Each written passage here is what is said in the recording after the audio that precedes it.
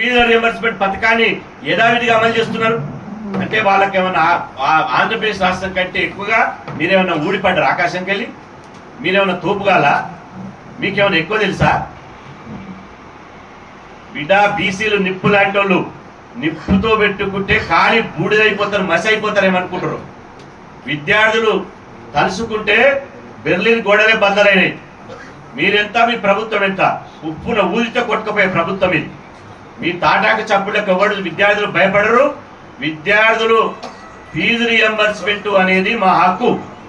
ఇది ఎవడో ఇచ్చిన బిచ్చం కాదు. ఫీజుల రియంబర్స్మెంట్ అనేది విద్యార్థుల హక్కు, పేద విద్యార్థుల హక్కు. రేవంత్ రెడ్డి గారు జేబు నుంచి ఇస్తలేరు. బట్టి విక్రమార్క కష్టపడి చెమటోర్చిన పైసలు కావేవి, మావి. మా ఖజానా మాది, బడ్జెట్ మాది. అప్పులు మాకు, ఆమ్దానేమో అగ్రకులాలక. అప్పే 3,75,000 కోట్ల అప్పులేమో బీసీల మీద రుద్దుతారు. పోయినా ఆయన 8 లక్షల కోట్లు, నువ్వు 3,75,000 కోట్లు. అంటే ఆయన నీకు తేడా ఏముంది? అప్పులలోనేమో మాకు నెత్తికి ఇలా మీరు మీద మా భారం వేస్తారు, ఆదాయంలో ఎందుకు ఇయ్యరు?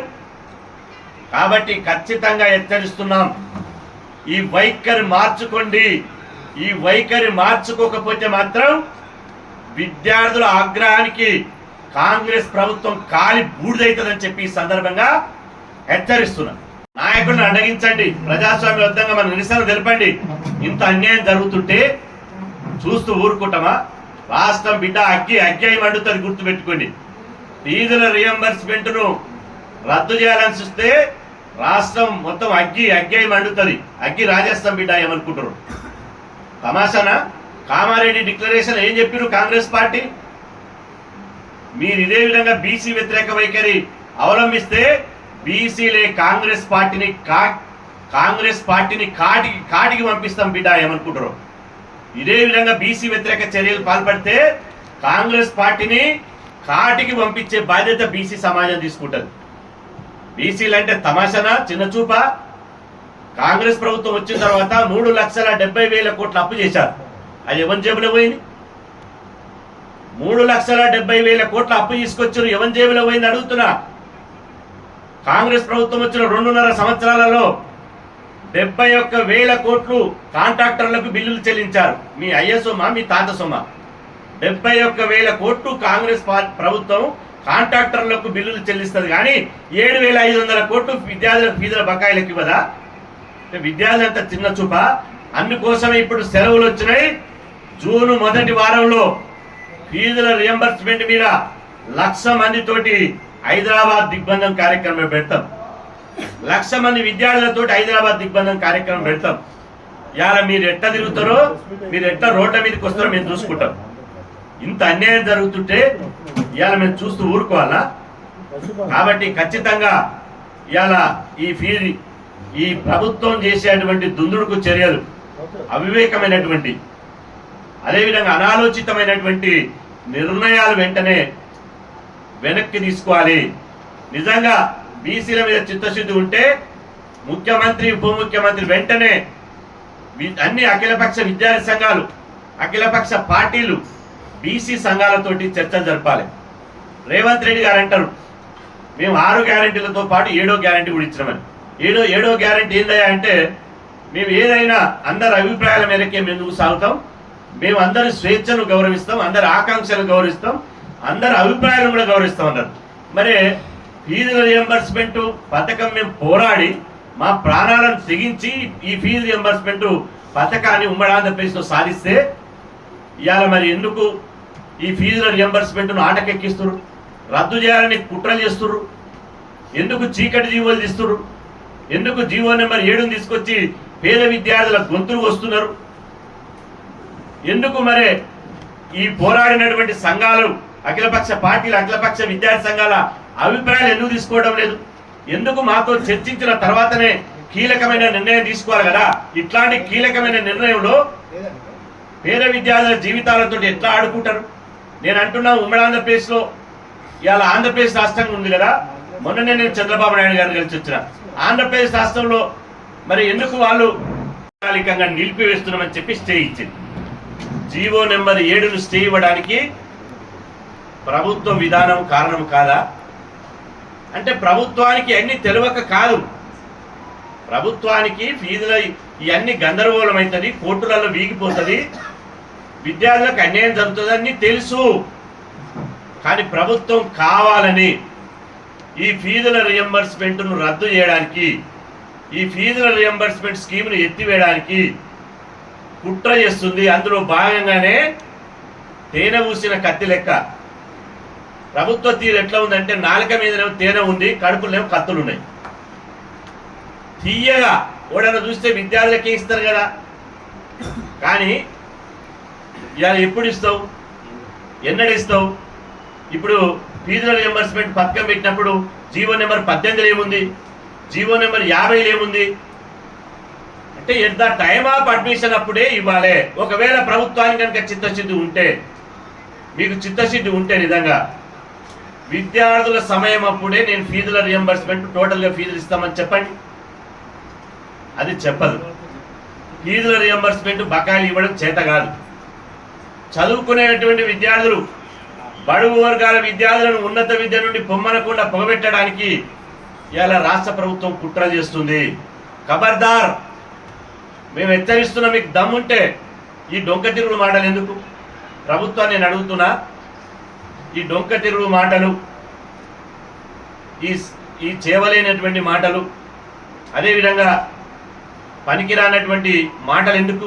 మీకు దమ్ముంటే ఫీజుల రియంబర్స్మెంట్ని మేము అమలు చేయలేం, మేము ఫీజుల రియంబర్స్మెంట్ పథకాన్ని రద్దు చేస్తున్నామని ప్రకటించండి. అప్పుడు మీ ప్రభుత్వం ఉంటుందా ఉండదా మేము చూపిస్తాం. ఇవాళ కాంగ్రెస్ ప్రభుత్వం, గతంలో బీఆర్ఎస్ ప్రభుత్వం 2.5 సంవత్సరాలు బకాయిలు పెట్టిపోయింది. నేను బకాయిలు చెల్లిస్తా, మొత్తం ఫీజులు ఇస్తామని చెప్పి మీరు మాయమాటలు చెప్పి బీసీలకు మోసగించి మళ్ళీ అధికారంలోకి వచ్చారు. మళ్ళీ మీరు వచ్చి 2.5 సంవత్సరాలు అయింది. మీ 2.5 సంవత్సరాలుగా మీరు బకాయిలు చెల్లించారు. ఇప్పుడు 4.5 సంవత్సరాలుగా బకాయిలు చెల్లించకపోవడంతో 12.5 లక్షల మంది విద్యార్థుల జీవితాలు రోడ్డు మీద పడ్డాయి. చాలామంది స్విగ్గీ, జొమాటోలో ఫీజులు కట్టలేక, హాల్ టికెట్ ఇవ్వలేక ఇవాళ చాలామంది విద్యార్థులు ఇబ్బంది పడుతుంటే ఇవాళ 22 మంది విద్యార్థులు ఆత్మహత్యలు చేసుకున్నారు. నిన్నగాక మొన్న వనస్థలపురంలో ఒక దళిత విద్యార్థి, ఒక బీసీ విద్యార్థి జొమాటోలో పార్ట్ టైం జాబ్ చేస్తుంటే కళాశాల ఫీజు కట్టాలని నైట్ తాగి వచ్చేవాడు కారు గుద్దేస్తే స్పాట చనిపోయారు. అంటే ఎవరి కోసమే? తెలంగాణ వచ్చిన తర్వాత కూడా ఇవాళ బడుగు వర్గాల విద్యార్థులే ఎందుకు బలి కావాలి? మేము పన్నులు కట్టడం లేదా? రాష్ట్ర బడ్జెట్ కాదా? మీ అయ్య జాగిరా, మీ తాత జాగిరా? రాష్ట్ర బడ్జెట్ మా చెమట చుక్కలు కాదా? రాష్ట్ర బడ్జెట్ మాది కాదా? కుట్ర చేస్తున్నారు. ఒకసారి ప్రభుత్వం స్పష్టంగా చెప్పవలసిన అవసరం ఉంది. మేము ఈ ద్వారా రాష్ట్ర ముఖ్యమంత్రి రేవంత్ రెడ్డి గారికి, ఉప ముఖ్యమంత్రి బట్టి విక్రమార్క గారు మేము డిమాండ్ చేస్తున్నాం. కాంగ్రెస్ ప్రభుత్వం, ఆయన రేవంత్ రెడ్డి గారు నిన్న మాట్లాడుతూ నాది పిసిసి అధ్యక్షుడు మహేష్ కుమార్ గౌడ్ గారిది, మా కాంబినేషను వైఎస్ డిఎస్ కాంబినేషను అన్నాడు. రేవంత్ రెడ్డి గారు ఏమన్నాడంటే మేము అది వైఎస్ డిఎస్ కాంబినేషన్ అన్నాడు. మరి నువ్వు వైఎస్ అని నువ్వు అనుకుంటున్నావు, మరి ఇది వైఎస్ రాజశేఖరే కదా ఈ ఫీజుల రియంబర్స్మెంట్ పథకాన్ని పెట్టింది. అప్పటి వైఎస్ రాజశేఖర ప్రభుత్వం ఫీజుల రియంబర్స్మెంట్ పెడితే నువ్వు వైఎస్ కాంబినేషన్లో వైఎస్తో పోల్చుకున్నటువంటి మీరు ఎందుకు ఈ ఫీజుల రియంబర్స్మెంట్ రద్దు చేయాలని చూస్తున్నారు? ఎందుకు కోర్టులో వీగిపోవడానికి ఇవాళ మీరు ప్రయత్నం చేస్తున్నారు? కోర్టుల ద్వారా ఫీజుల రియంబర్స్మెంట్ స్కీమ్ని కోర్టుల ద్వారా ఇవాళ బడుగు వర్గాల విద్యార్థుల మెడ మీద కట్టిబెట్టి కోర్టుల ద్వారా బలి తీసుకుంటున్నారు. కోర్టులను అడ్డం పెట్టి ఎందుకు ఫీజుల రియంబర్స్మెంట్ను ఎత్తివేయాలని చూస్తున్నారు? ఇది సమాధానం చెప్పి తీరాలి. కాంగ్రెస్ పార్టీ ఉన్నటువంటి బీసీ నాయకులు, పిసిసి అధ్యక్షుడి నుంచి మొదలుకుంటే బీసీ మంత్రులు, బీసీ ఎమ్మెల్యేలు, బీసీ ప్రజాప్రతినిధులు ఒకటి ఆలోచన చేయాలి. మీకు నిజంగా చీమనెత్తులు ఉంటే, బీసీ ప్రజాప్రతినిధులకు చీమనెత్తులు ఉంటే మన పేద విద్యార్థులు, మన బడుగు విద్యార్థులు చదువుకు దూరమవుతున్నారు, ఉన్నత విద్య నుండి వెనక్కి వెళ్ళిపోతున్నారు. మీరు ముఖ్యమంత్రిని, అదేవిధంగా ఉప ముఖ్యమంత్రి, ఫైనాన్స్ మంత్రిని ఒప్పించి వాళ్ళ మీద ఒత్తిడి తీసుకొచ్చి ఫీజుల రియంబర్స్మెంట్ బకాయిలు విడుదల చేయించండి. అదేవిధంగా ఫీజుల రియంబర్స్మెంట్ను పథకాన్ని యథావిధిగా అమలు చేస్తామని చెప్పి ప్రకటించమని చెప్పండి. అప్పుడు నిజంగా మీరు బీసీ బిడ్డలు అవుతారు. బీసీ కార్డుతోటి మీకు మంత్రి పదవులు కావాలి, బీసీ కార్డుతోటి మీకు ఎమ్మెల్యే పదవులు కావాలి, బీసీ కార్డుతోటి మీరు ఉన్నత స్థానాలు ఉండాలి. బీసీలకు అన్యాయం జరిగినప్పుడు మౌనం ఎందుకుంటారు? ఇంత అన్యాయం జరుగుతుంటే ఈ పతాక శీర్షికలలో అన్ని పేపర్లలో, ఇవాళ ఒక్క పేపర్ కాదు, ఇవాళ సాక్షి, ఆంధ్రజ్యోతి, ఈనాడు, వెలుగు, నవ తెలంగాణ, మన తెలంగాణ, ప్రజాపక్షం, సూర్య, వార్త, అన్ని పేపర్లలో ఇవాళ ప్రధాన శీర్షికలో ఈ పేపర్లలో అన్నీ వచ్చింది. ప్రధాన శీర్షికలో నిన్న హైకోర్టులో జరిగింది. మళ్ళీ సోమవారం నాడు 4వ తారీఖు నమస్తే తెలంగాణ అన్ని పేపర్లో. సోమవారం నాడు 4వ తారీఖు నాడు మళ్ళీ కోర్టులో కేసు ఉంది. ఇవాళ మేము అంటున్నాం, ఆ కోర్టుల కేసులో మేము కూడా ఇంప్లీడ్ అవుతాం. బీసీ సంఘంగా, బీసీ విద్యార్థి సంఘంగా మేము కూడా ఇంప్లీడ్ అవుతాం. ఇవాళ కళాశాల యజమాన్యాలు కోర్టుకు పోతే అడ్వకేట్ జనరల్ గారు ప్రభుత్వ తరపున ప్రభుత్వ జీతం తీసుకున్నటువంటి అడ్వకేట్ జనరల్ గారు ఏం చేస్తున్నారు? ప్రభుత్వం ఉమ్మడి ఆంధ్రప్రదేశ్లో ఇచ్చినటువంటి జీవోలు కానీ, ప్రత్యేక తెలంగాణ ఇచ్చినటువంటి జీవోలను కానీ రద్దు చేయకుండా ఇవాళ కోర్టు ఏ విధంగా విద్యార్థుల దగ్గర ఫీజులు వసూలు చేసుకోవచ్చు అని చెప్పి తీర్పునిస్తుంది. మీరు ఎందుకు ప్రశ్నించారు అడ్వకేట్ జనరల్ గారు అంటే, ప్రభుత్వ నిర్ణయం ప్రకారం అడ్వకేట్ జనరల్ గారు నడుచుకుంటారు. ప్రభుత్వ నిర్ణయం ఏముంది? మేము నేరుగా ఫీజుల రియంబర్స్మెంట్ రద్దు చేసే దమ్ము ధైర్యం మాకు లేదు. కాబట్టి కోర్టు తీర్పుని, ఆ కోర్టు విద్యార్థులకు వ్యతిరేకంగా తీర్పు వస్తే ఆ తీర్పును అడ్డం పెట్టుకొని 12.5 లక్షల ఎస్సీ ఎస్టీ బీసీ విద్యార్థులకు గొంతు పోయాలని చెప్పి ప్రభుత్వం పన్నాగం అందుతుంది. అందుకోసం నేను హెచ్చరిస్తున్నా,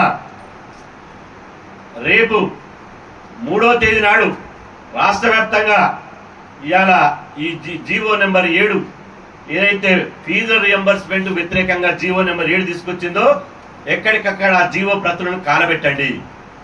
ఫీజుల రియంబర్స్మెంట్ బకాయిలు విడుదల చేయాలని, ఫీజుల రియంబర్స్మెంట్ రద్దుకు ప్రభుత్వ కుట్రను నిరసిస్తూ ఫీజుల రియంబర్స్మెంట్ పథకాన్ని యథావిధిగా అమలు చేయాలని చెప్పి 3వ తారీఖు నాడు ఎక్కడికక్కడ శాంతియుతంగా నిరసనలు జరపండి. ప్రజాస్వామ్యబద్ధంగా ర్యాలీలు తీయండి.